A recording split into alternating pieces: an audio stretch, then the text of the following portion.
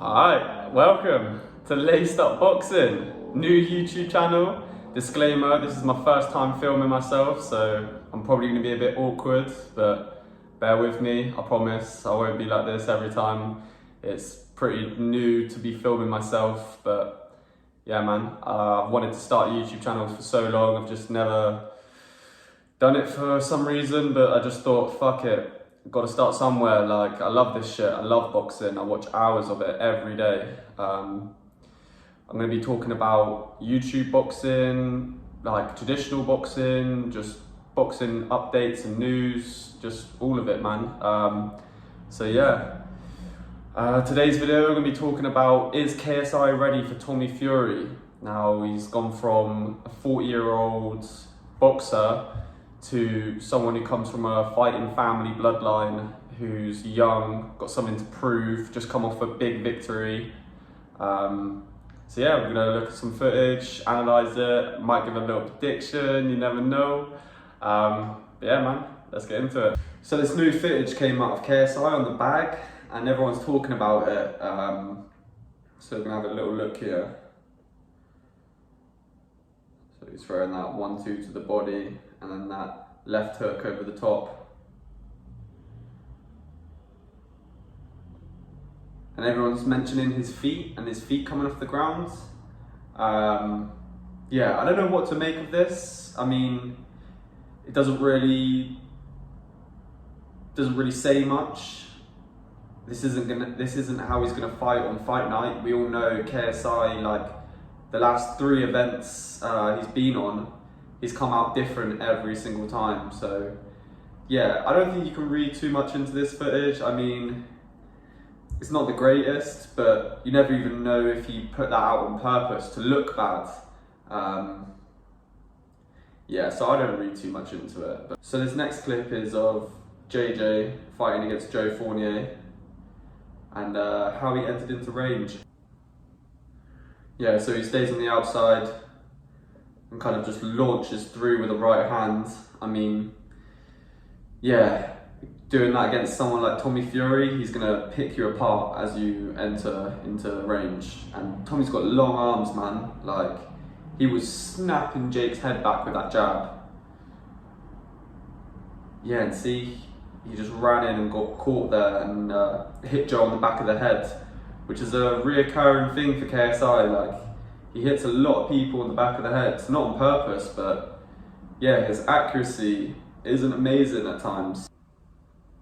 Yeah, that is just wasting energy. He's just doing these crazy pivots and just,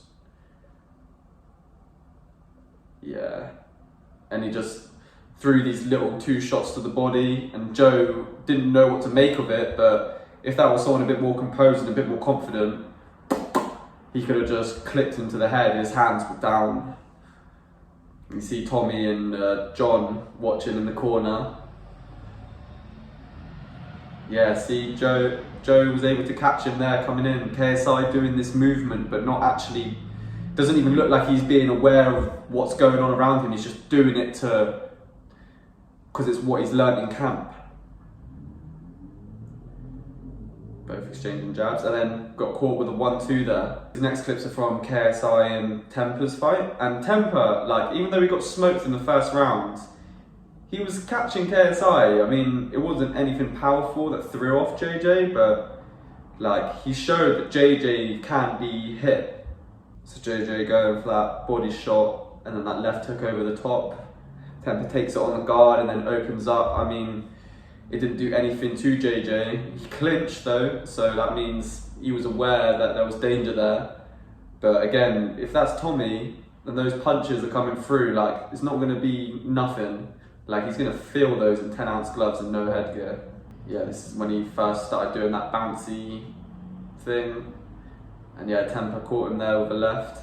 Right, sorry. Yeah, those straight punches, man. Those straight punches hit JJ, like. Alright, now we're gonna watch some clips from Tommy Fury versus Jake Paul. I haven't watched this in a while. Straight away, Tommy with that long jab. See, that is what JJ sees. Jake timed that. As soon as Tommy went to go jab, he came over with that counter right hand. And it didn't hit flush, but JJ sees those openings. And Tommy is available to be hit. Like, in my opinion, JJ wins against Jake convincingly.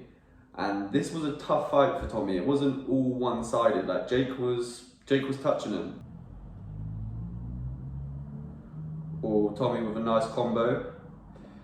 And that's what Tommy did really well in this fight. I remember he was throwing those 3-4 punch combinations.